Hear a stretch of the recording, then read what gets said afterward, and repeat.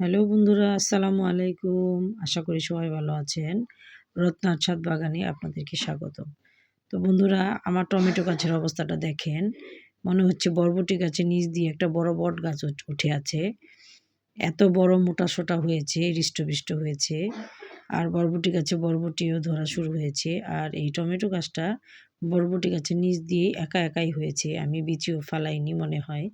বরবটি গাছ লাগানোর সময় হয়তো বিচি পড়ে গিয়া এরকম একটা গাছ হয়েছে। তো বন্ধুরা, এই যে ফুল ধরেছে আর মাঝখানে কুশিগুলি হয়, এগুলি কেটে দিলে ফলন ভালো হয়।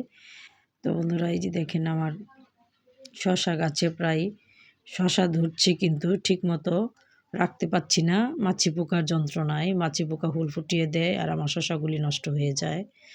তো বন্ধুরা দেখেন, এই যে একটা হৃষ্ট-পুষ্ট হয়েছে শশা, আরেকটা একদম মাছি ফুল ফুটিয়ে দিয়েছে, একবারে বাঁকা করে ফেলেছে ফুল ফুটিয়ে দিয়ে।